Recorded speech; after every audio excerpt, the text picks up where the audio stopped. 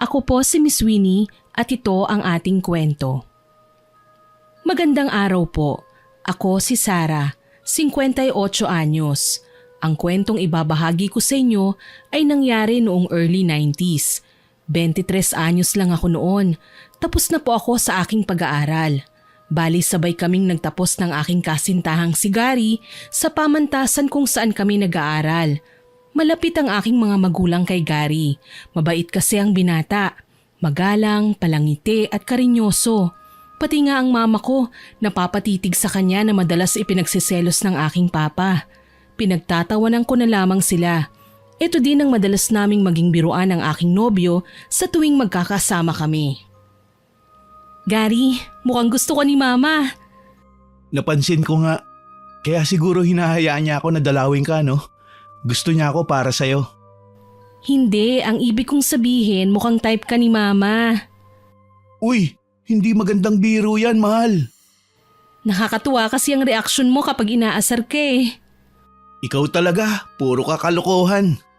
Oo nga pala, nakatanggap ako ng sulat galing kay mama. Gusto niya ako magbakasyon na muna sa bahay habang wala pa ako napapasukang trabaho. Ah, saan nga ba yung sa inyo? Gusto kong matawa habang pinandidilatan ako ni Gary sabay irap. Madalas ko siyang asarin. Nakasanayan ko na nga eh, pero hindi naman ito naging dahilan para mabawasan ang pagmamahalan naming dalawa. Ito lang talaga ang paraan ng paglalambingan namin ng aking kasintahan. Kapag biniro mo pa ako ng ganyan, hindi na kita pakakasalan. Abay loko ka! Aray! Teka lang, mahal. Ba't mo ako binatukan? Ulitin mo pa yung biro mo at talagang manlalalaki na ako. Kita mo yun? Nauna kang mang-asar sa akin pero nang magantihan ka, ikaw pang galit? Nakakainis kaya yung mga biro mo. Puwera biro, kailangan ko talagang umuwi sa probinsya. Minsan lang magpadala sa akin ng sulat si mama. Di umuwi ka sa inyo, dalawin mo ang mama mo, mga 2 linggo. Tapos kwentuhan mo siya sa mga kalokohan mo rito sa Maynila. Siguradong pipingutin ako nun. Ayaw pa naman ni mama na gumagawa ako ng kahihiyan. Hay, buti na lang talaga hindi stricto ang mga magulang ko. Kita mo simula high school magkasintahan na tayo, hindi sila humadlang. Sa halip ginabayan pa nila tayo para wag tayong lumihis ng daan. Palagi silang nagpapaalala. Ganon din naman ang mama ko. Kaso lang, naging abala na siya sa trabaho simula nang iwan kami ng aking papa. Oo nga pala, bakasyon naman. Gusto mo bang sumama? Pwede naman kitang ipagpaalam sa mama at papa mo eh. Sa tingin mo ba papayag sila? Ito ang unang pagkakataong pupunta ako sa malayo eh. Tapos ikaw pa ang kasama ko. Subukan na lang natin. Malay mo, hindi ba? Pumayag sila. Sige na nga. Nagpaalam na nga kami sa aking mga magulang. Bagamat marami silang sinabing paalala ay pumayag naman. Sinabi pa nga ni mama na kapag nagkausap na raw kami ng mama ni Gary, iimbitahan ko raw ang ginang dito sa bahay namin nang magkakilala naman sila. Puro tango lang ang ginagawa ko nung mga sandaling yon. Araw ng Huwebes kami bumiyahe. Mula Maynila, sumakay kami ng barko pa Negros Oriental. Ilang araw din kaming nasa laot hanggang sa lumipas ang 3 araw, natatanaw ko na ang pantalan ng syudad na aming pupuntahan. Inalalayan ako ni Gary hanggang sa tuluyan na nga kaming makababa ng barko. Grabe, ang layo na ng narating natin, mahal. Siyempre, ilang isla din na nalagpasan natin bago tayo nakarating dito. Oh, mukhang ayun na ang sundo natin. Halika na. May sasakyan pala kayo? Kay mama yan. Alam niya na ngayon ang dating ko kaya pinasusundo niya tayo. Alam ba ng mama mo na kasama mo ko? Hindi. Bala ko siyang sorpresahin eh. Ano? Naloloko ka na ba? Paano kapag hindi niya ako nagustuhan? Paano kapag tinaboy niya ako pa uwi? Nalintikan tayo dyan. Ang ganda mo talagang magalit.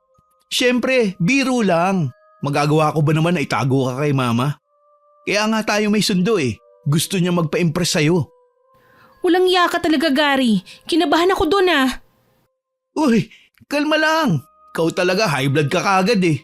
Tinitignan ko lang naman kung anong magiging reaksyon mo. At napagkatuwaan mo pa talaga ako ah. Kinurot ko sa tagiliran si Gary. Napaigtad siya hindi dahil sa sakit kundi dahil sa kiliti. Sa ganoong tagpo kami nilapitan ng may isang edad na lalaki na ipinakilala sa akin ni Gary bilang driver ng mama niya. Madalas ko tuloy siyang titigan hanggang sa makasakay na kami at bumabiyahin na naman papuntang bayan, ang hometown ni Gary.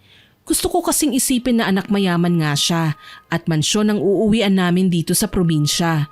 Napansin ako ng binata kaya agaran niya akong sinita. Mahal, balak mo ba akong tunawin? Ha? Bakit? Titig na titig ka kasi sa akin eh. Uy, hindi ah. Ang corny mo ah. Ihanda mo ang sarili mo. Mamaya, si mama naman ang tititig sa'yo. Bigla tuloy akong kinabahan. Hindi pa naman ako sanay sa tinititigan. Naku-conscious kasi ako sa ayos ko kung sakali man. Lalo na basta mga nanay, talagang magiging mapagmatsyag sila sa babaeng napili ng kanilang mga lalaking anak. Mahal naman eh, pinapakaba mo ko eh. Paano nga kasi kapag ayaw pala ng nanay mo ng bisita? Ikaw talaga oh, hindi ka na nasanay sa akin. Hindi naman ganun si mama. Pangako, magkakasundo kayo oras na magkakilala na kayo. Sinabi mo yan ah. Oo naman, maloko lang ako pero hindi ako sinungaling. Hindi na din ako nagsalita pa nang mapansing tumatahimik na si Gary. Pinili kong matulog sa kanyang balikat. Tutal gigisingin niya naman ako kapag dumating na kami sa bahay nila. Hindi ko na namalayan kung gaano ako katagal na nakatulog. Ang alam ko lang, ginigising na ako ni Gary kaya kaagad akong umayos ng upo. Nasa na tayo? Nasa bahay na. Halika, bumaba na tayo. Mahal, kinakabahan ako. Huwag kang kabahan. Di naman nangangagat si mama eh. Halika na. Kahit pa ilang beses na akong sabihan ni Gary, hindi pa din mawala ang kaba sa aking dibdib. Lalo na nang makita ko ang mama ni Gary. Maganda at hawig sa artistang si Jean Garcia. Hindi ko nga malaman kung ilang taon na ang ginang eh. Para kasing ate lang siya ni Gary. Nakangiti at nakalahad pa ang dalawang magkabilang braso na animoy wini-welcome nga ako. Ma, nandito na po kami. Gary, anak, masayang-masaya ako na sa wakas nakauwi ka rin. At sino bang babaeng kasama mo? Siya na ba si Sarah? Hello, Iha. Maayong ugto. Yes, ma. Siya po si Sarah. Mahal, siya naman si Mama Aida. Pwede mo naman akong tawaging Tita Aida na lang, Iha. Hindi naman sinabi sa akin ni Gary na ang ganda-ganda mo. Naku, hindi naman po. Pero salamat po, Tita Aida. Ikinagagalak ko po kayong makilala. Ako din. O paano? Alam kong pagod kayo mula sa mahabang biyahe. Iwanan nyo na ang mga bagahe at ang mga katulong na ang bahala dyan. Hali kayo, pasok. Nagpahanda ako ng espesyal na pagkain para sa inyo. Maraming salamat po, Tita. Pangako, Iha, habang nandito kayo ni Gary, mag-e-enjoy kayo. Aasahan ko po yan. Magaling umasikaso ng bisita si Tita Aida. Para siyang sanay sa mga bisita. Magaling makipag-usap at napakasophistikada pa niyang pagmasdan.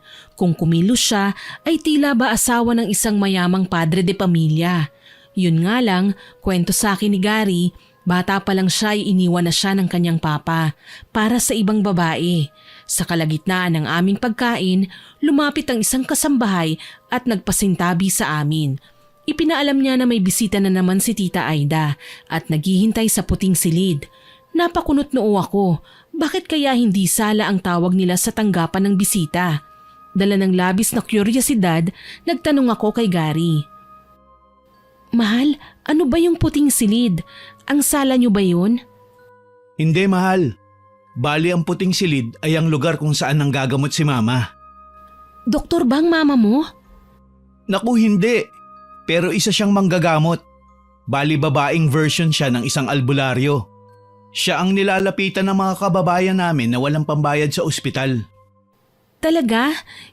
Napapagaling ba naman sila ng mama mo? Oo naman. Kadalasan kasi sa mga nagpapagamot ay yung ginagambala ng mga masasamang elemento o engkanto. Inatake ng aswang o binarang. Yung naturalesang mga sakit, minsan lang may napapagawi rito. Mga herbal palang ginagamit niya na gamot. Oo, pero naniniwala ako sa kanya. Ilang beses na din ako napagaling ni mama eh. Pagkatapos naming kumain, nagpaalam saglit si Gary na kakausapin ang kanilang kasambahay. Ako naman ay nagpalakad-lakad sa buong kabahayan. Naaaliw na pinagmasdan ko ang malaki nilang bahay. Yari sa matitibay na kahoy ng mahogany ang kanilang dingding. Walang ginamit na pintura. Puro barnisado at napakaraming muebles na halata namang palamuti lamang sa bawat sulok ng bahay. Higit sa lahat, may mga antigong salamin. Nagtataka lang ako kung bakit larawan lang ni Tita Aida ang nakadisplay sa painting na nakasabit sa dingding. Wala man lang litrato si Gary o family picture kaya nila na kasama ang kanyang papa. Natuntun ko na sa wakas ang puting silid kaya napasilip ako sa loob dahil nakaawang naman ang pinto. Nakita ko si Tita Aida pinapahira ng langis ang isa sa mga babaeng nasa loob.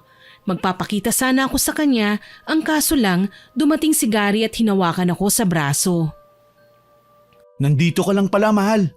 Kanina pa kita hinahanap eh. Halika na, nakahanda na ang kwarto mo. Pasensya na, nalibang kasi ako sa kapapasyal eh.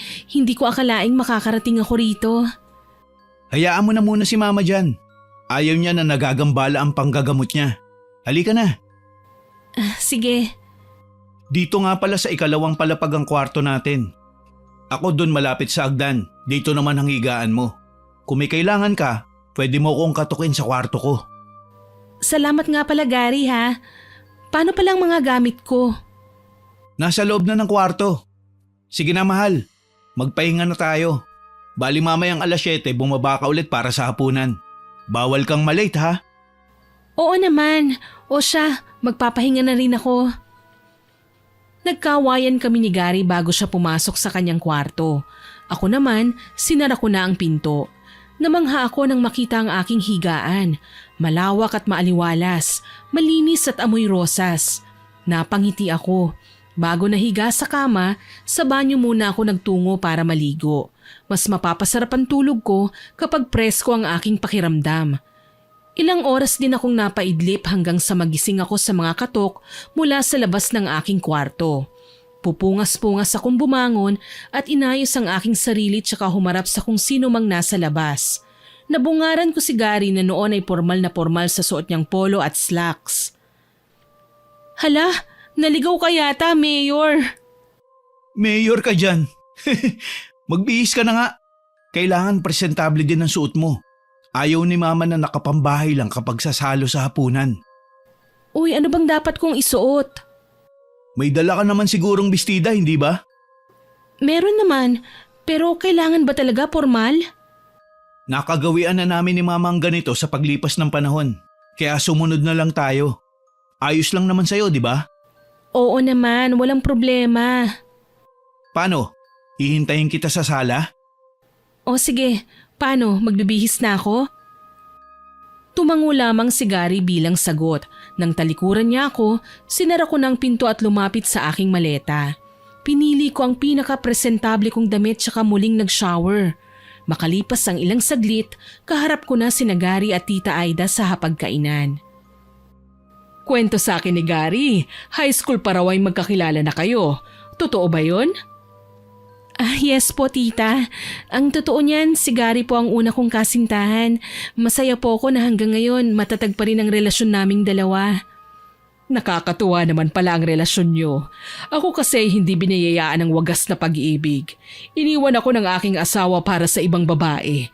Inabando na kaming dalawa ni Gary. Ma, wag na po natin pag-usapan yan. Ayos lang naman siguro na magkomento ko hindi ba Sarah? Alam mo kasi, hindi ko naranasan na magkaroon ng masayang relasyon. Palagi akong niloloko. Palagi akong nagmumukhang kawawa. I'm sorry po, tita. Ayos lang yon. Habang tumatagal, nagagawa ko na rin naman na makapag-move on. Ayokong malugmok sa isang kalungkutan na ako rin lang naman ang magdurusa. Nariyan ang anak ko, si Gary. Siya lang ang meron ako. Kaya hindi ko sasayangin ang buhay ko sa kaiiyak o kamumukmok dahil lang sa hindi matanggap ang ginawa sa amin ng papa niya. Ngumiti na lamang ako sa sinabi ni tita. Maganda siya at sa tingin ko dapat namang mahalin. Nagawa nga niyang i-maintain ang dalagang figure hanggang ngayon kahit na nasa 40 mahigit na siya. Alam ko kung bubuksan lang ni tita ang puso niya, may mga lalaki pa ring magkakagusto sa kanya. Natapos ang hapunan namin ng gabing yon, nananatiling misteryosa sa akin si tita. Mukha naman siyang mabait. Kailangan ko lang sigurong kilalanin siya ng husto.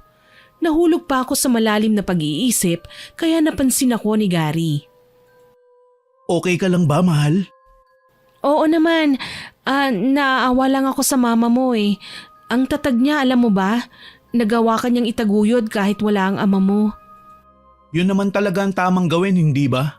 Kaya mas lalo ako nagagalit sa papa ko. Wala siyang paninindigan. Pinili niya ang babae niya.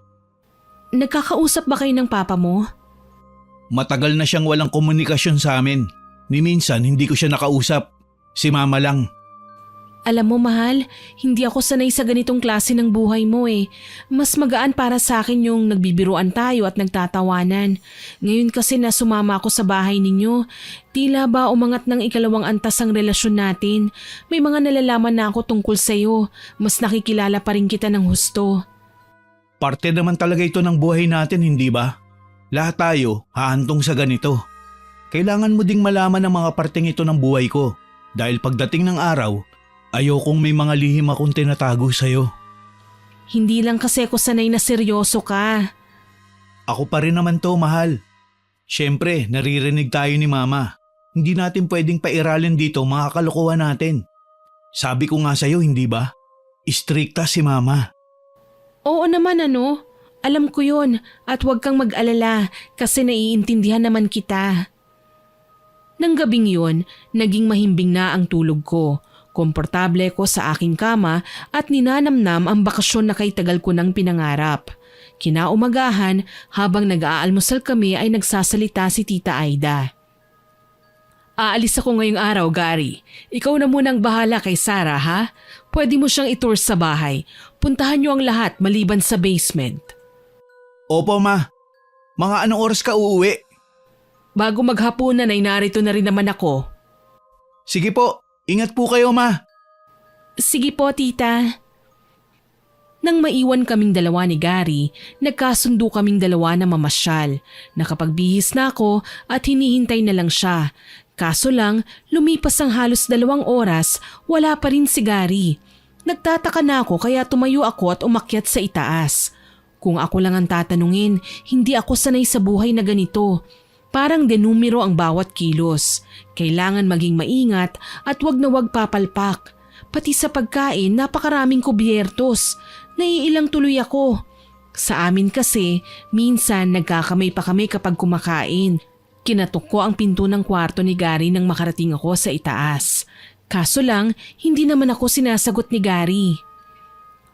Gary, mahal, nasan ka ba? Akala ko mamamasyal tayo. Nakakailang katok pa ako pero talagang hindi siya sumasagot. Kaya naman napahinga ako ng maluwag. Saktong napadaan naman ang isa sa mga kasambahay nila na si Aling Nida. Kaya kinawayan ko siya kaagad. Aling Nida, nakita niyo po ba si Gary? Nako, hindi ko siya napansin, iha. Bakit? Ano bang problema? Nagkasundo po kami na mamamasyal sa labas eh. Kaso lang kanina ko pa po siya hinihintay, wala naman siya. Hindi ko na nga alam kung tutuloy pa ba kami o hindi na. Sinubukan mo na ba siyang katukin sa kwarto niya, ha? Opo, pero hindi naman siya sumasagot. Nasaan kaya si Gary? Teka lang, iha. May susi naman para sa kwarto niya. Kukunin ko na muna. Salamat po. Ayos lang yon, iha. Trabaho ko naman na alalayan kayo rito sa bahay. O siya, hintayin mo na muna ako sandali. Naghintay nga ako sa labas ng kwarto ni Gary. Kahit ilang beses ko talaga siyang kinatok, ayaw niya talagang sumagot. Sakali man na nakatulog siya, mukhang magigising naman siguro kapag narinig niya ang tawag ko. Dumating din naman kaagad si Aling Nida at binuksan ang silid. Bumungad sa akin ang malinis na kwarto. Walang bakas na naroon sa loob si Gary, kaya mas lalo akong nagtaka. Hintayin mo na lang si Gary, iha. Baka may pinuntahan lang. Alam mo naman, ang laki nitong bahay. Halos hindi na nagkakakitaan ng mga nakatira. Kahit pa nga ang mag-ina eh. Ito ang dahilan kung bakit may tamang oras para sa pagkain at pagtitipon. Naiintindihan ko po. Sige at ako na po ang bahala rito. Baka kasi may gagawin pa ho kayo. Iha, Po? gaano mo kakilala si Gary? Simula high school pa po. Magkakilala na kami. Sa katunayan nga niyan, hindi na kami nagkahiwalay hanggang ngayon. Mabait si Gary, Iha. Yun nga lang, may mga tinatagong lihim ang kanyang pamilya na kahit ano pang gawin nating pag-intindi ay talagang hindi natin matatanggap. Ha? Ano pong ibig niyong sabihin? Kailangan ko nang umalis. Wala akong nagawa nang makita ang pagmamadali ni Aling Nida. Ewan ko ba, may laman ang lahat ng katagang binibitawan niya sa akin. Gustuhin ko man na tanungin siya, halata naman na umiiwas ang matanda. Kaya naman nagpasya na lang ako na manatili sa kwarto ni Gary. Umaasa ako na baka may pinuntahan lang siya sandali sa ibang parte ng bahay tapos maaalala niya din na may usapan kami. For the first time, medyo nainis ako sa kanya. Ngayon lang kasi nangyari ito yung hindi niya ako sinipot sa usapan namin. Nakakairita pa naman na ako ang babae pero ako ang naghihintay sa kanya. Almost 3 hours na ako naghihintay, kaya bago pa man ako magtampo ng tuluyan sa kanya, tumayo na ako at lumabas ng kwarto niya. Nagpasya akong mamasyal na lang na mag-isa. Tutal mag-uusap naman kami mamaya. Hindi naman sa buong durasyon ng bakasyon namin ay hindi siya magpapakita. Sa kalalakad ko sa pasilyo, nakarating ako sa basement. Nagtaka ako dahil nakaawang ang pinto doon. Sa pagkakaalam ko, hindi pwedeng pasukin ang nasabing silid dahil bawal daw kami roon. Medyo naiintriga lang ako sa kung ano ang meron, kaya naman pumasok ako sa basement. Hindi ko lang alam na nakasunod pala sa akin si Aling Nida at biglang hinawakan ang aking kamay. Kung ako sa'yo, wag mo nang pipilitin pang tuklasin ang nakatagong lihim ng pamilya ni Gary. Aling Nida, ano pong gusto niyong gawin ko? Wala si Gary Hindi ko alam kung saan siya nagpunta. Si Tita Aida naman mamaya pa raw uuwi. Hayaan niyo na ako. Pakiusap, kung nais mo pang mabuhay, lumabas ka na sa kwartong ito habang wala ka pang nakikita. Aray naman, ba't ba kayo nanghahablot, Aling Nida? May respeto naman po ako sa inyo dahil mas matanda kayo sa akin. Pero baka po nakakalimutan nyo, kasintahan ako ni Gary. Balang araw magpapakasal kami. Malalaman ko rin ang sikreto nila. Anong masama kung alamin ko na ngayon pa lang? Hindi ko akalaing ang mga dalagang kagaya mo na taga Maynila ay may taglay na katigasan ng ulo. Siguro naman, Iha, alam mong akong matatanggalan ng trabaho oras na malaman nila na pinapasok kita sa basement. Sa totoo lang, gusto ko nang mairita. Hindi naman talaga matigas ang ulo ko. Naiinis lang ako kasi bukod sa hindi na nga ako sinipot ni Gary sa aming usapan, para pa akong magnanakaw kung ipagtabuyan ang kasambahay ni na Tita Aida. Oh siya, hindi na po ako mamimilit. Lalabas na po. Salamat, Sarah. Inirapan ko si Aling Nida tsaka padabog na lumabas ng bahay. Pinili ko na lang na mag-ikot-ikot sa hardin dahil may nagagandahang mga halaman doon. Sa kapapasyal ko, napansin ko ang isang kalawanging pinto na hindi ko alam kung saan patungo. Muli, umiral na naman ang aking kuryosidad. Dahil nga ako ang tipo ng babaeng hindi matatahimik kapag may mga gumagambala sa aking isipan, hindi na ako nagpaligoy-ligoy pa.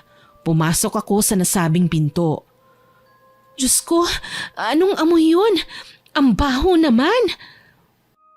Bulong ko habang naglalakad papasok. Maliwanag naman sa loob. Malinis at mukhang namimintinan ng maayos ang lugar. May nalalanghap nga lang akong hindi kaaya-aya. Amoy nabubulok na laman na hindi ko alam kung saan bahagi ng silid nakasuksok.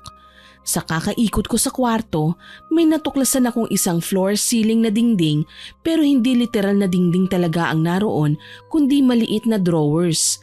Nagulat ako sa dami nun. Sobra yata sa 100 at mukhang bawat isa mahahalaga ang laman. Sinubukan kong bumukas ng isang drawer. Gayon na lang ang gulat ko nang tumambad sa aking harapan ng larawan ng isang babae, may bahid ng dugo habang may katabing manika na gawa sa dayami. Ang nasabing manika ay may pangalan. Nasa hula ko, pangalan mismo ng babaeng nasa larawan. Loretta Valdez. Sa tiyan naman ng manika, May nakataling buhok at pulang sinulid. Kasama sa mga bagay na nakikita ko ay isang garapon naman na may lamang mga linta, kung saan may larawan din ito ng babaeng nasa unang litrato. Anong ibig sabihin nito? Hinalungkat ko pa ang halos lahat ng drawers na nakita ko at puro ganun ang laman. May mas masahol pa nga, mga putol na daliri o tenga, mga kasuklam-suklam na bagay na sa tingin ko ay halimbawa ng pambabarang. Nanginginig na ibinalik ko sa dati ang mga bagay na aking natuklasan. Bigla akong kinilabutan. Sa katunayan, pinagpapawisan ako ng malapot kahit hindi naman mainit sa loob. Napatalon pa nga ako sa gulat nang makarinig ng boses mula sa aking likuran. Mahal, anong ginagawa mo rito? Gary? Hindi mo ba alam na bawal ka rito? Sino nagsabi sa'yo na pwede kang pumasok dito? Pasensya na. Kanina pa kasi kita hinahanap eh. Saan ka ba nanggaling? Hindi ba dapat ako magtatampo sa'yo? Bakit ikaw pa ang galit? May mahalaga lang akong inasikaso. Sorry kung nakalimutan ko ang lakad natin. Nakakapagtaka lang kasi mahal eh. Simulat sa pool hindi ka nakakalimot. Ngayon lang. Tsaka bakit namumugto yung mga mata mo? Wala to. Huwag mo na akong pansinin. Halika na, umalis na tayo rito. Bawal pasukin ang lugar na ito. Wala na akong nagawa ng hilahin na ako ni Gary palayo sa lihim na kwarto na yun. Dinala niya ako sa kabilang dako ng kanilang bahay. Namangha ako nang malamang may manggahan pala doon. Nang tumingala ako sa bawat puno, natakam ako. Napakaraming bunga. Gusto mong kumain ng mangga? Magpapakuha ako sa hardinero. Oo naman, mukhang matamis eh. Eto, matamis yan. Nakangiti pa ako nang tanggapin ng mangga mula kay Gary. Kumagat at nanlaki ang mga mata ko sa nalasahang tamis. Ang sarap! Enjoy ka lang. Kausapin ko muna si Manong ha. Magpapakuha pa ako ng marami. Tumango ako at habang kumakain ay hindi sinasadyang mapabaling ang tingin sa ikalawang palapag ng bahay. Sigurado ko may babae sa kwarto ko at umiiyak na nakatanaw sa akin. Nakaputi at mahaba ang pagkakalugay ng kanyang itim na buhok. Base sa mukha niya na natititigan ko ngayon, pamilyar ang bawat detalye niya. Si Loretta Valdez, ang babaeng nakita ko sa larawan. Natutup ko kaagad ang aking bibig at nabitawan ng mangga. Napaatras pa ako dahil sa takot. Mahal, ano nangyari? Sino ang tinititigan mo dyan sa itaas? May babae akong nakita. Babae? Kwarto mo yan ah. Saka maigpit na pinagbabawal ni Mama ang pagpasok ng mga kasambahay sa kwarto habang nariyan pa ang bisita. Imposibleng isa sa kanila ang dumungaw dyan. Yun nga ang problema eh. Hindi siya isa sa mga katulong niyo. Huwag mong sasabihin na may white lady sa kwarto mo. Hindi naman yata ako maniniwala sa ganun. Walang multo, lalo na dito sa bahay namin. Hindi ko alam. Pero yung babae, sigurado talaga ako eh. Alam mo mahal, stress lang yan. Ang mabuti pa, magpahinga ka na muna. Ipapatawag na lang kita mamaya sa hapunan.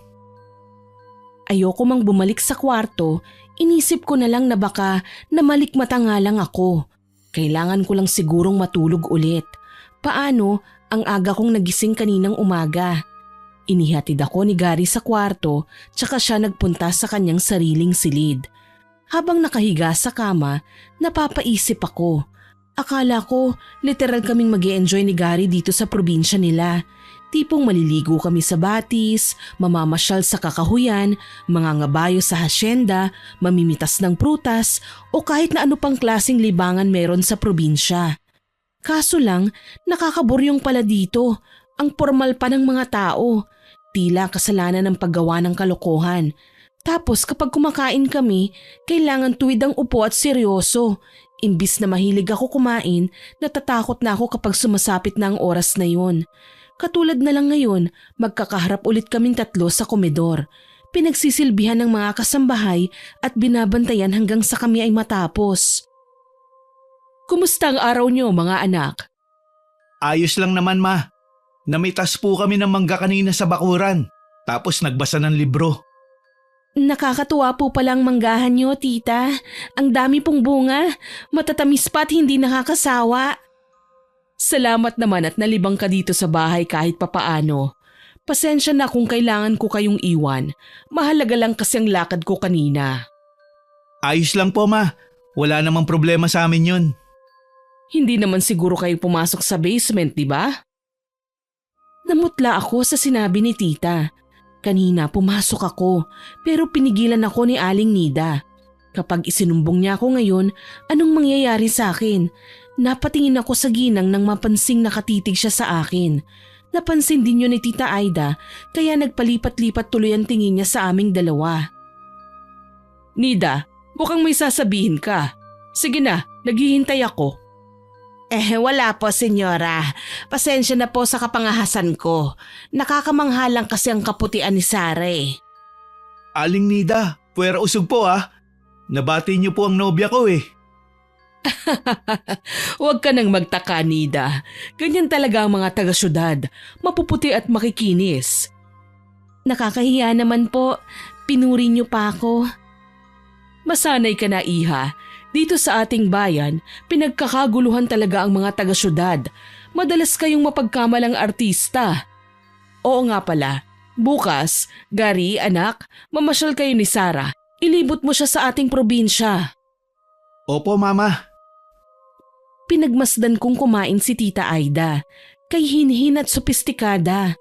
Ang aming hapunan ay nagmukha tuloy formal dinner dahil sa suot niya. Mahabang bestida na mukhang gown at pinaresan pa niya ng sapatos na may mataas na takong. Kung todo makeup pa at alahas pa ang ginang na mas nagpadagdag sa kakaiba niyang aura. Tuloy, hindi ko namalayan na mainit palang sabaw na nilagay ni Aling Nida sa aking harapan. Basta na lang akong sumandok at nagulat ng mapaso. Aray! Sara, dear, anong nangyari sa'yo? Pasensya na po, tita. Napaso lang po ako. Sigurado ka? Baka mamaya may nangyayari na sa'yong masama. Naku, munting paso lang po ito. Ako na po ang gagamot sa sugat niya. Tumango si Tita Aida ng mga sandaling yon.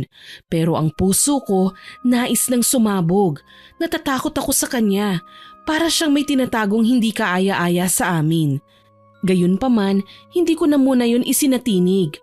Mas minabuti kong mapagsulo na muna kami ni Gary bago ko siya kumprontahin. Ginamot ni Gary ang paso sa gilid ng labi ko. Habang ginagawa niya yon, lakas loob akong nagsalita. Mahal, manggagamot lang ba talaga ang mama mo? Bakit mo na itanong yan? Kasi doon sa kwarto sa may hardin kung saan mo ko nahanap, may mga natagpuan ako eh. Alam kong hindi ka maniniwala, pero nakita ko kasi. Ano ba yon? Mahal, mambabarang ba ang nanay mo? Nagbibiro ka ba? Ang bait ni mama. Marami siyang tinutulungan. Gusto mo ipakilala pa nga kita sa kanila eh. Nagsasabi ako ng totoo. Mahal, kung narinig mo lang yan sa mga katulong, kalimutan mo na. Sinisiraan lang nila si mama. Mabait siya, mapagkawang gawa. Alam kong hindi mo pa siya kilala ng lubusan. Pero maipapangako ko naman sa'yo na mabuti siyang tao. Hindi niya kayang gawin ang mga sinasabi mo. Paano naman si Loretta Valdez? Napatda si Gary nang marinig ang pangalang binanggit ko. Namutla siya, hindi makapagsalita. Nang muli ko siyang tingnan, naging balisa na ang aking kasintahan. Hindi ko naman mapigilan ng magtanong kaya napilitan siyang sagutin ako. Isang malaking pagkakamali ang nangyari sa pagitan namin ni Loretta. Hindi mo yun dapat na hinalungkat pa. Noong nasa Maynila tayo, hindi ka naman ganyan ah. Bakit parang iba nang pakikitungo mo sa akin ngayon? Bakit parang may mga bagay kang tinatago na ayaw mong malaman ko? Ano ba talagang problema? Akala ko ba mahal mo ko? Dapat hindi tayo naglilihiman. Maiintindihan mo ba ako kapag sinabi ko sa iyo ang totoo? Anong katotohanan, Gary? Mahal, sabihin mo na kasi. minsan ako nagkagusto sa isang babae. Halos mabaliw ako noon, kakasunod sa kanya. Hindi ako makatulog, hindi ako mapakali. Lalo na kapag nagtatapos ang isang araw na hindi ko siya nakikita. Ilang beses na ako nagtangkang lapitan siya, sundan. Pero ayun nga, baliw ang pagkakakilala niya sa akin. Kinamuhian ako ni Loretta, pinandirihan, hanggang sa mapuno na ako. Nakakasawang malaman na may mga taong tila hindi kumbinsido na totoo ko sa aking sarili. Gusto ko lang naman siyang mahalin. Kaya humantong ako sa paggawa ng isang bagay na hindi ko akalaing babago sa akin. Ginahasa ko si Loretta. Diyos ko, bakit mo nagawa yun, Gary? Kailan pa? Akala ko ba since high school ako na ang mahal mo?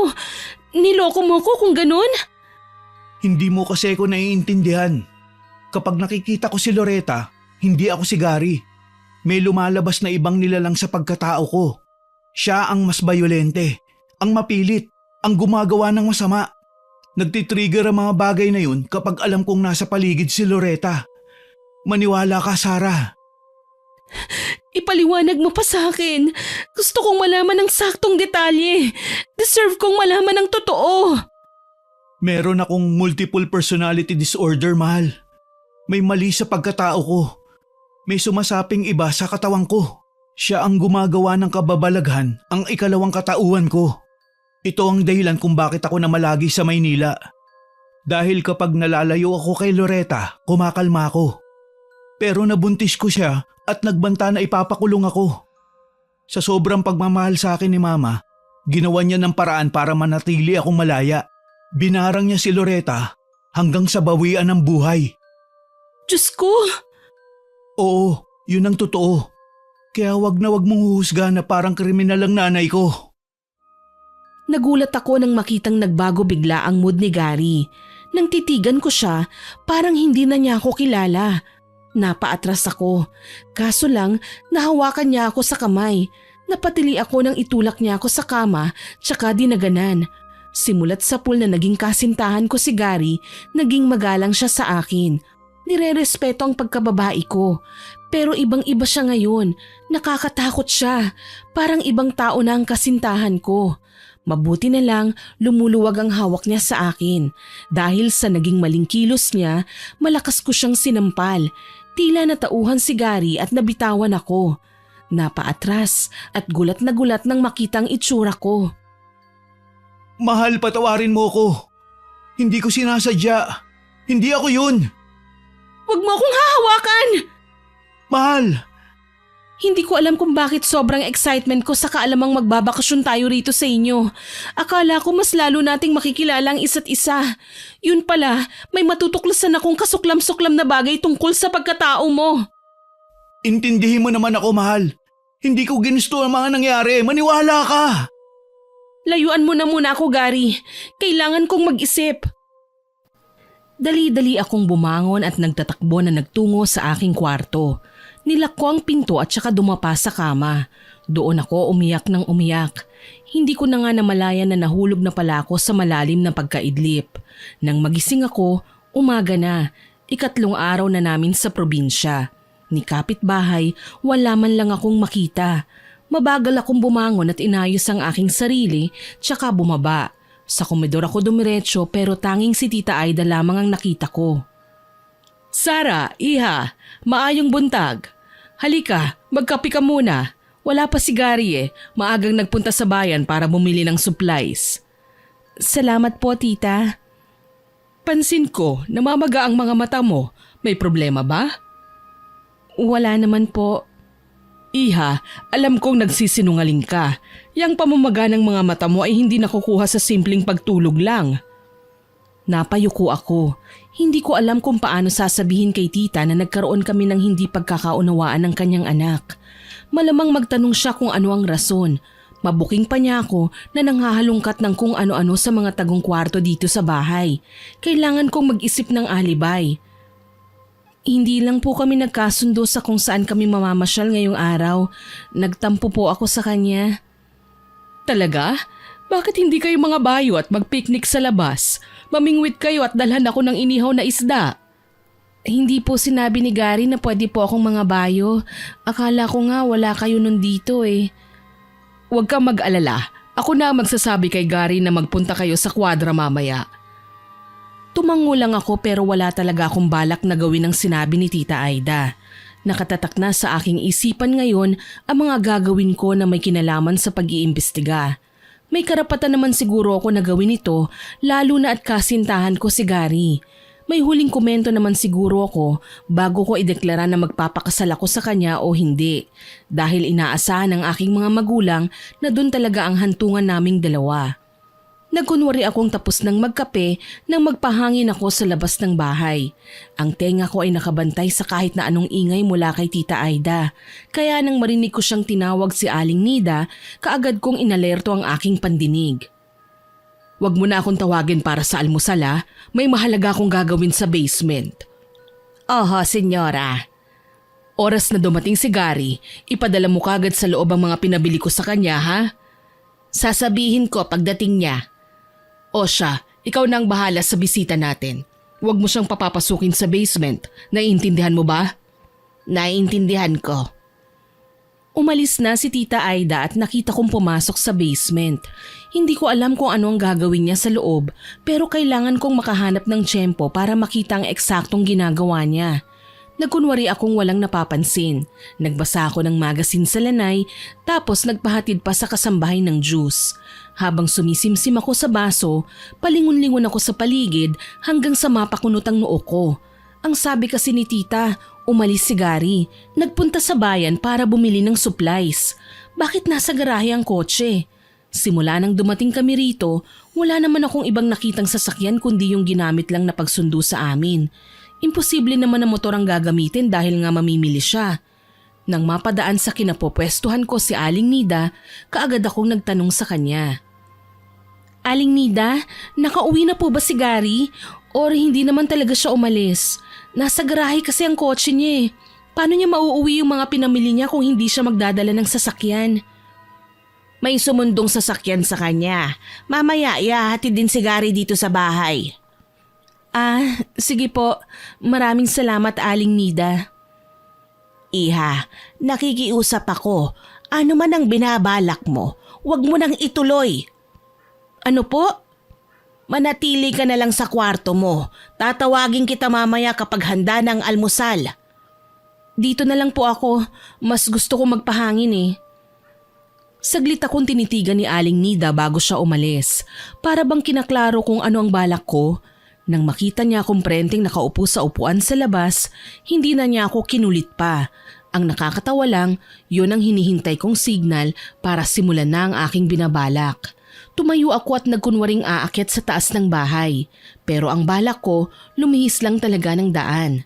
Maya-maya pa, lumingon ako sa kusina at nakita ang nakatalikod na si Aling Nida. Mukhang may hinuhugasan siya sa lababo. "Aling Nida, aakyat na muna ako ha. Pakitawag na lang po ako kapag kakain na." Oo, sige. At lumihis na nga ako ng daanan nang hindi niya napapansin. Sa halip na sa hagdan, sa basement ako nagtungo. Kabadong binuksan ang pinto at sinara ng walang nakakapansin sa akin. Humakbang ako at ingat na wag makalikha ng ingay. Hindi ko alam kung anong dadatnan ko sa loob pero kailangan kong magpakatatag. Tahimik naman sa kwarto nang makarating ako. Walang bakas ni Tita. Pero may 2 pinto akong nakikita na magkatabi. Una akong pumasok sa pinto sa kaliwa. May hagdanan ulit doon hanggang sa mapagtanto kong yun ang tinatawag nilang puting silid. Walang tao pero maraming mga kagamitan sa pagkakaalam ko ay maigagamot sa mga tao. May mga langis, halamang dahon, mga abo at medalyon. May mga pangontra pa nga sa masasamang gawain o itim na kapangyarihan. Naisip kong dumampot ng isa at isinuot. Pagkatapos, muli akong umalis at bumalik sa basement. Sa pagkakataong ito, sa kabilang pinto naman ako pumasok. Napaubo pa ako nang bumungad na naman sa akin ng nakasusulasok na amoy na kagaya nung nalanghap ko sa sikretong kwarto sa may hardin. "San kaya nanggagaling yun? Ang baho!" Sabi ko sa sarili ko, tsaka nagpatuloy ako sa paglalakad. Ilang sandali pa, bumungad sa akin ang pamilyar na itsura ng kwarto na napasukan ko noong una, yung may maraming drawers. Sa pagkakataong ito, may altar nang nakapwesto sa gitna kung saan nagdarasal naman si Tita Aida. "Tita Aida, ano pong ginagawa niyo?" Sa labis kong pagkasindak, bumalasik ang mukha ni Tita Aida. Hindi nagustuhan ang ginawa kong panghihimasok sa ginagawa niya. Nang gagalaitin niyang binagsak ang hawak na itim na libro at humarap sa akin. Anong ginagawa mo rito? Magpapaliwanag po ako. Ilang beses ko nang sinabi na bawal kayo sa basement. Simpleng pakiusap ko, bilang may-ari ng bahay na ito, hindi mo masunod? Paano na lang kapag naging asawa ka na ng anak ko? Aksidente lang naman po ang pagkakatuklas ko sa lugar na ito. Aksidente? Malamang sinadya mo. Pinakaayaw ko pa naman sa lahat, ang mga babaeng matigas ang ulo. Ayaw makinig sa simpleng instruksyon. Hindi ko na po mababago ang naging pagkakamali ko. Pero kayo po, kailan nyo babaguhin ang mga masasamang gawain nyo? Akala ko ba simpleng mananambal lang kayo? Bakit may pambabarang? Ibig sabihin, pumapatay kayo ng tao. Masama kayo. Masama na kung masama. Wala kang pakialam. O baka naman gusto mong maranasan na din ang mga bagay na ginagawa ko sa aking mga kaaway. Narinig ko na lang si Tita Aida na nagsalita sa wikang Latin. Napakurap ako ng ilang beses. Hindi ko alam kung anong ibig sabihin ng mga katagang binibigkas niya. Ang alam ko lang, may kakaibang hatid na delubyo ang mga naririnig kong salita. Kalaunan, sumakit bigla ang aking tiyan. Namilipit ako at nanginginig na tumingala sa kanya. Anong ginawa niyo sa akin, tita? Yan ang dapat na ginagawa sa mga taong pakialamera, hindi ba? Wala akong pinakikialaman sa inyo. Wala nga ba? Bakit ka naman nasasaktan ngayon kung wala kang kinuha sa mga gamit ko? Kung inosente kang tunay, hindi ka tatablan ng kahit na anong ritual ko. Naalala ko ang pulseras na kinuha ko sa puting kwarto. Suot ko pa pala ito hanggang ngayon. Kaagad ko itong hinubad at nilapag sa sahig. Iyan lang ba? Isinusoli ko na. Kung nagkamali man ako sa pagkuha niyan, pasensya na tita.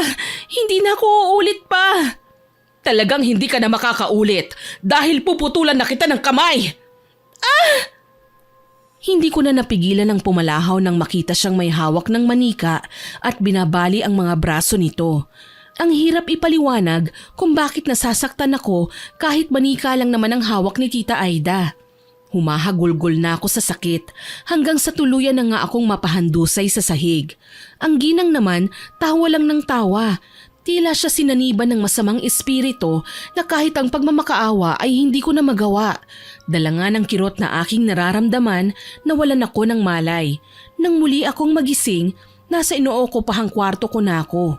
Nakahiga sa kama, nakatingin sa kisame. Wala akong ibang magawa kundi umungol lang. Hindi ko alam kung ano ang nangyayari sa akin. Hindi ako makapagsalita. Para akong napipi. Nakakagalaw naman ako pero kung tratuhin ako ng mga tao sa loob ng bahay, may malubhang sakit. Sa loob ng ilang araw kong pananatili sa kwarto, si Tita Aida lamang ang dumadalaw sa akin. Hindi pa ako nakakatulog sa gabi dahil sa mga katagang binibigkas niya sa akin. Medyo nakahinga lang ako ng maluwag nang si Aling Nida naman ang dumalaw sa akin. May ginawa siyang kung ano na masasabi kong kakaiba dahil pagkatapos niyang mag-orasyon, nagagawa ko ng makapagsalita. Ilang beses ko pang sinubukang magsalita ng mga kataga hanggang sa maperpekto ko nang muli ang pagbigkas. Napatingin naman ako kay Aling Nida. Wala si senyora kaya pwede kang magsalita na muna. Aling Nida, ano pong nangyari? Nawalan ako ng malay sa loob ng basement pero narito na ulit ako sa kwarto. Yun ang napapala mo dahil sa katigasan ng ulo. Ilang beses pa kitang pinaalalahanan pero hindi ka nakinig. May ginawa siya para magkasakit ako, Aling Nida. Si Gary, nasaan po? Kailangan ko siyang makausap. Kailangan kong sabihin sa kanyang totoo. Alam ni Gary ang totoo, pero nagbubulag-bulagan lang siya. Ginagawa niya yun dahil marami din siyang kasalanan noong araw na gusto niyang pagtakpan. Sa pamamagitan po ba ng pambabarang nila sa kanilang mga kaaway? Aling Nida, hindi po makatarungan na konsintihin na lang ni Gary ang ginagawa ng nanay niya. Wala tayong karapatan na pakialaman ang kanilang gawain na ilang taon na nilang nakasanayan. Ang kailangan lang nating gawin, iwasan silang magalit. Pero sa tingin ko naman po may nalalaman kayo tungkol sa panggagamot. Baka naman po pwede niyong gamitin ang kakayahan niyo para kontrahin ang kapangyarihang itim ni Tita Aida. Iha, may mga bagay na mas pipiliin na lang nating itago kaysa sa mabunyag para din ito sa ikabubuti natin at ng mga mahal natin sa buhay. Ayoko nang maulit pang trahedya noong araw na dahil sa pagnanais kong lamangan ng isang mambabarang, napahamak ang pinakamamahal kong anak. Ano pong ibig niyong sabihin, Aling Nida? Ako ang naging dahilan ng pagkakabaliw ni Gary sa anak kong si Loretta. Ginamitan ko siya ng gayuma sa pagnanais na magustuhan niya ang aking anak. Si Gary lang ang nakikita kong pag-asa noon para umangat man lang kami sa kahirapan. Pero pumalpak ako, hindi bilang isang manggagayuma kundi bilang isang ina. Nakalimutan kong alalahanin ang mararamdaman muna ng aking anak bago ko ituloy ang mga sarili kong plano. Ibig po bang sabihin, hindi gusto ni Loretta ang ginawa niyo? Hindi niya ginusto ang binata dahil may iba siyang mahal. Kaso lang, huli na ang lahat. Nagawa na ni Gary na wasakin ang puri niya. Nabuntis pa nga ang aking anak. Nagbanta siya kay Gary na ipalalaglag ang bata kapag pinilit ng binata ang sarili sa aking anak. Pero may iba palang balak si Aida. Gustuhin ko mang magalit, hindi ko magawa. Ako ang punot dulo ng kanilang kasawian. Hindi lang iisang tao ang sinaktan ko, pati na si Gary at si Aida. Nakakaawa naman pala si Loretta, pero hindi pa rin po tama na mabulag si Tita Aida sa paghihiganti. Huli na, Iha. Nalulunod na siya ng puot at walang ibang nais na gawin kundi ang manakit ng ibang tao. Ang tanging magagawa ko lang para sa'yo ay tulungan kang makaalis dito. Huwag mong indahin ang barang na iginawad sa'yo ni Aida. Mas lalo siyang magagalit kapag nalaman niyang nakikipag-usap ako sa'yo ngayon. Ano pong gusto niyong gawin ko? Magpanggap ka munang hindi ka nakakapagsalita at walang naaalala. Isinailalim ka niya sa hipnotismo kaya nanatili kang tulog nitong mga nakaraang araw. Ngayong nagawan kita ng pangontra, hindi ka natatablan. Pero kailangan mo pa rin maging maingat ha. Pakiusap, huwag mong ipapahamak ang iyong sarili. Masyado ng maraming taong namatay sa mga kamay ni Aida. Ayokong pati ikaw ay dumagdag pa sa listahan niya. Susundin ko po lahat ng sinabi niyo, Aling Nida. Maraming salamat. Bago ko makalimutan, Iha, huwag mo nang aasahan na makakasama pa sa iyo pauwi ng Maynila si Gary. Hindi mo na siya maaasahan. Muling manunumbalik ang sakit niya. Kapag pinilit mo pa ang gusto mo, baka mapahamak ka lang. Tinalikuran na ako ni Aling Nida at lumabas ng aking kwarto. Dahan-dahan akong bumangon at tahimik na lumuha. Hindi ko alam kung bakit kami humantong sa ganito. Masaya naman kami ni Gary, nagmamahalan at may tiwala sa isa't isa. Ngayon, hindi ko alam kung ano pa bang meron kami. Naramdaman ko na kasi sa pagtapak pa lang namin sa bahay na ito, may mali na. Laylay ang balikat na bumangon ako at kinuha ang aking maleta. Madalian akong nag-impake. Wala akong iiwan sa takot na baka makuhanan pa ako ni Tita Aida ng buhok o pawis o kahit laway na pwede niyang gamitin para saktan ulit ako.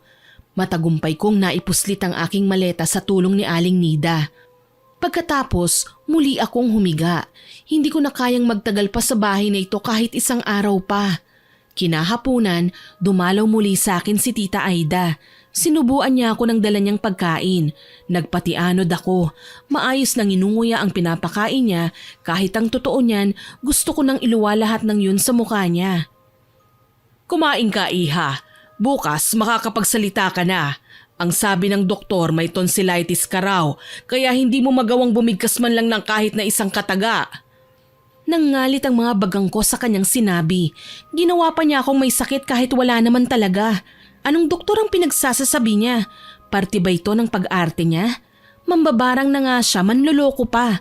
Kahit nanggigigil na ako sa galit, pilit ko pa rin kinalma ang aking sarili. Kapag nalaman niya na magaling na talaga ako, baka gumawa pa siya ng hakbang para saktan pa ako. Hindi pwede yon. Nakangising tinalikuran ako ni Tita Aida pagkatapos niya akong pakainin. Magiliw na nilapat ang dahon ng pinto. Tila ba masaya. Pagsapit ng hating gabi, bumangon ako at inihanda ang aking sarili. Nakahanda na ang aking pagtakas. Ang aking mga gamit ay nasa kotseng gagamitin ko na nakahinto sa labas ng bahay. Nasa akin na din ang susi na ipinuslit din kanina ni Aling Nida nang iabot ko sa kanya ang aking maleta. Sa hudyat niyang pagpasok sa aking kwarto, yun na ang palatandaan na kailangan ko nang umalis. Sarah, Oras na. Sige po, Aling Nida. Salamat.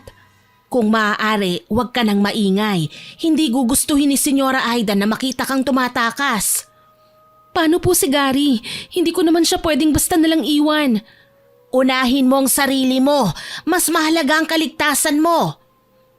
Halos kalad ka rin ako ni Aling Nida palabas ng malaking bahay. Malapit na kami sa hagdanan nang mapalingon ako sa kwarto ni Gary. Kumabog ng malakas ang dibdib ko nang makita kong nakaawang ang pinto. May umuungol din sa loob kaya huminto ako at iwinaksi ang kamay ko sa pagkakahawak ni Aling Nida. Sarah, huwag ka nang makikialam dyan. Diyos ko, anong nangyayari kay Gary? Napapasinghap kong wika. Nakatingin ako sa kanyang mga binti na noon ay namamagana sa dami ng sugat. Masahol pa sa dinurog na kagat ng lamok. Namamasa at nilalangaw ang mga yon. Mahal? Sarah, ano pang ginagawa mo rito, mahal? Mahigpit kong sinabi kay Aling Nida na itakas ka na. Pasensya ka na, iho. May katigasan din kasi ang ulo ng kasintahan mo. Anong nangyayari sa'yo? May natuklasan ako na hindi ko dapat nalaman. Kaso lang, wala yatang usok na hindi sumisingaw. Nalaman kong hindi ako anak ni Mama. Ang tunay kong ina ay yung kabit. At binarang siya ng kinikilala kong ina kaya siya namatay. Ano? Kinumpronta ko si Mama. Pero itong ginawa niya sa akin.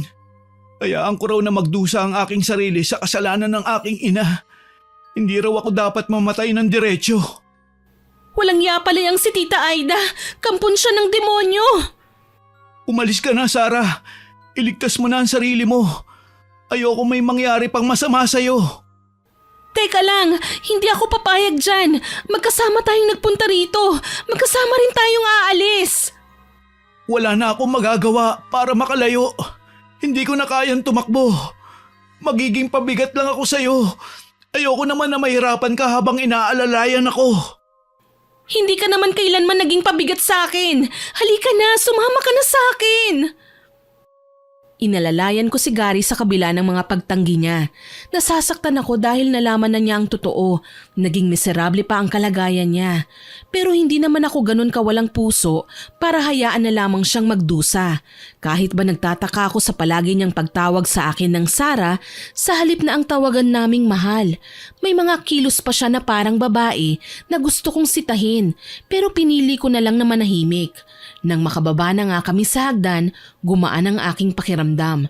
Kakaunti na lang nasa kotse na kami na hindi naman nangyari. Napalis ang aking ngiti nang makitang nakaabang na si Tita Aida sa amin. Saan kayo pupunta? Uuwi na kami ng Maynila, Tita. Hayaan niyo na kami. Aalis ka ng kasamang anak ko? Nahihibang ka na ba? Hindi mo siya anak. Pinatay mo na ang tunay niyang mga magulang. Hindi ka na naawa kay Gary. Bakit ako maaawa? Naawa ba sila sa akin nung sinasaktan nila ako? Hindi naman eh. Sa halip na matakot dahil sa pagiging legal kong asawa, mas naging malakas pa ang loob nila na ipakita sa akin ang mga kahayupan nila. Wala silang delikadesa. Hindi kasalanan ni Gary ang kasalanan ng asawa niyo at ng nanay niya. Hindi siyang dapat na nagdurusa. Alam niyo yan. Matapang ka. Kasing tapang ng walang yang babaeng mga agaw sa asawa ko. Nagulat ako nang marahas siyang lumapit sa amin, tsaka ako sinaktan. Napasigaw ako nang mabitiwan ko si Gary at bumagsak ang lalaki sa lupa. Mas lalong sumama ang kanyang lagay nang makita kong nagdurugo ang namamaganyang binti. Hindi ko tuloy alam kung anong aking gagawin, lalo na at napapansin kong may kasama ng nana ang kanyang sugat.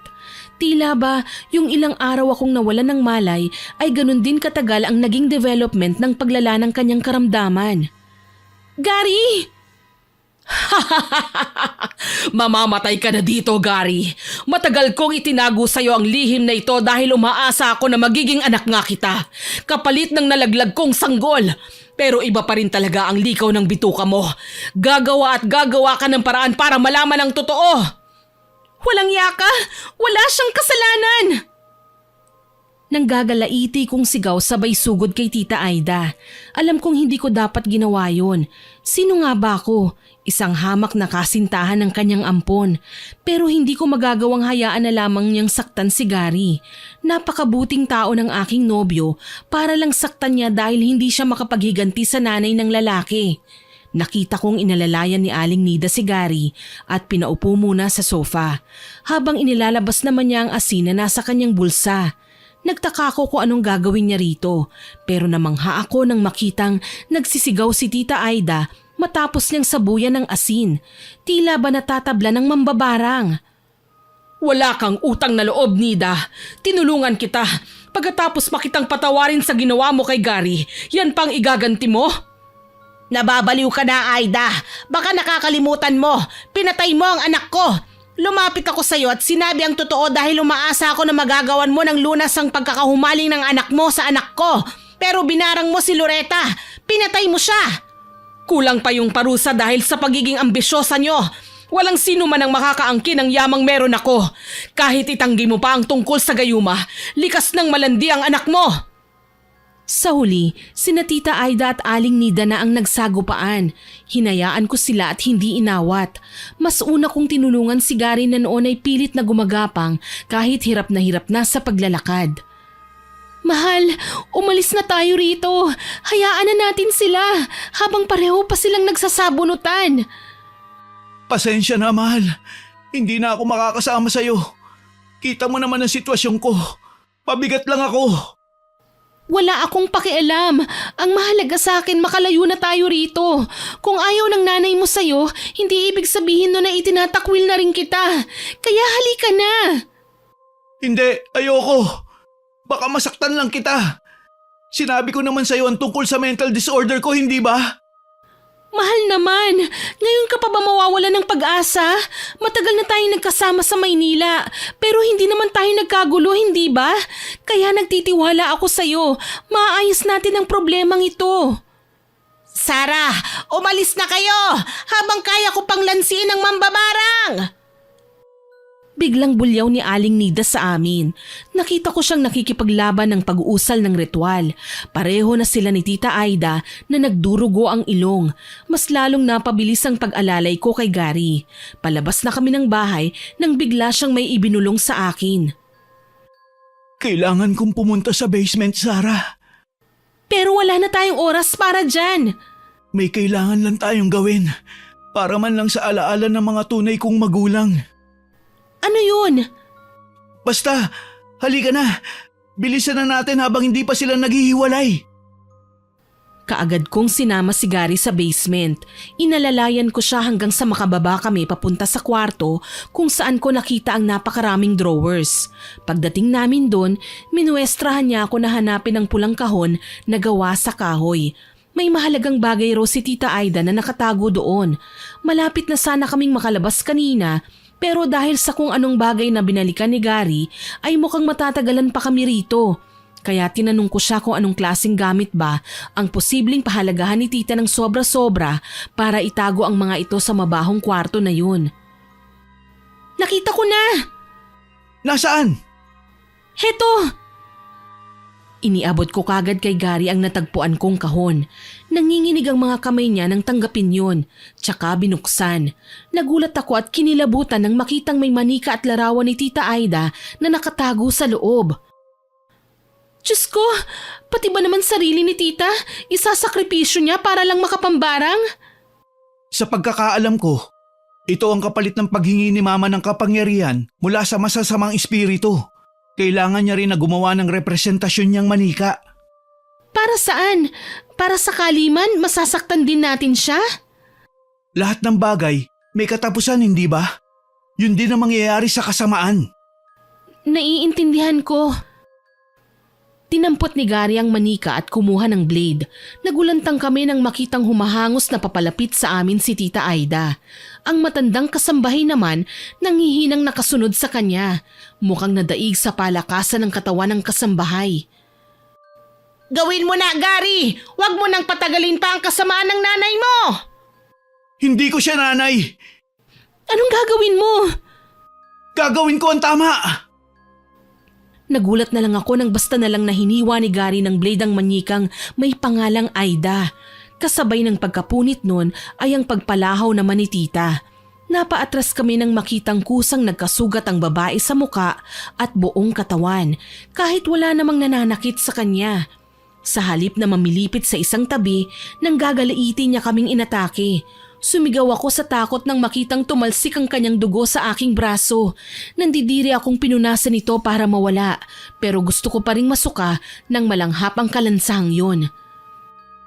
Gary, nasugatan na siya! Wala akong pakialam. Papatayin ko ang mga taong pumatay din sa mga magulang ko. Hindi niya man lang ako binigyan ng pagkakataong makilala sila. Ipinagkait niya sa akin ang pakiramdam na magkaroon ng mga magulang. Pero Gary, tinuring ka naman niyang anak, hindi ba? Iyan ang akala mo. Buong buhay ko, nakasunod ako sa dinumerong galaw. Bawal ako sumuway. Bawal akong gumawa ng sarili kong daan. Nagsasawa na din ako. Wala kang utang na loob, Gary. Binuhay kita. Kagaya ka rin ng tatay mong walang ibang ginawa kundi lokohin lang ako at paasahin. Akala ko, ina nga ang turing mo sa akin. Pero mali ako. Bakit? Hindi mo rin ba niloko ang tatay ko? Pinakasalan mo lang siya para makuha ang yaman niya. Hindi mo siya minahal. Mas ipinapakita mo sa kanya ang interes mo sa pera. Tama na! Pakiusap! Sigaw ko. Buong akala ko, titigil nga si Gary sa ginagawa niyang pananakit sa nanay niya sa pamamagitan ng manika. Pero ipinagpatuloy niya pa rin ito. Natatarantang tinakpan ko na lamang ang aking tenga nang muling pumalahaw ang ginang. Sa akala niyo ba matatalo niyo na talaga ako sa ganyang paraan? Nakasanla ang kaluluwa ko! Kahit lahat pa ng susunod mong buhay, isanla mo, wala akong pakialam. Balang araw, magsisisi kayo sa ginawa niyo. Babalik ang karma na dapat ay ngayon niyo na matatamasa! Tumahimik ka, mambabarang! Ikaw ang dapat na matakot dahil pinarurusahan ka na ngayon! Mamamatay ka ng walang karamay! Isinusumpa ko, hindi kayo matatahimik. Ikaw, Gary, tuluyan ka ng mababaliw! Nakita ko na lang si Tita Aida na tila ba kandilang natutunaw hanggang sa bumagsak siya sa sahig, tuguan at bali-bali na ang mga braso maging ang binti. Nagpalipat-lipat ang tingin ko kina Aling Nida at Gary. Mangiyak-ngiyak silang napatingin na lamang sa bangkay ni Tita Aida na noon ay dahan-dahan nang nilalabasan ng tubig. Hindi ko nga alam kung saan galing ang likido. Basta na lang lumiit ang katawan niya na para bang lobong nauubusan ng hangin. Ganyan talaga ang itsura ng taong nagsasagawa ng itim na orasyon, Iha. Hindi natin masasabi kung gaano kahirap ang pagdadaanan niya. Makaganti lang sa mga nais niyang paghigantihan. Kasuklam-suklam ang sinapit niya. Paano yan ngayon, Gary? Kapag nalaman ng mga pulis ang nangyari, makukulong ba kayo? Walang makukulong, Sarah. Ililibing namin si Mama at palalabasing may malubhang sakit. Hindi ako papayag na maging miserable ang buhay ko nang dahil sa kanya. Huwag kang mag-alala, Gary. Tutulungan kita. Natahimik ako sa sinabi nilang dalawa. Parang may mali. Basta na lang silang nagkampihan kahit na may atraso si Gary sa anak ni Aling Nida.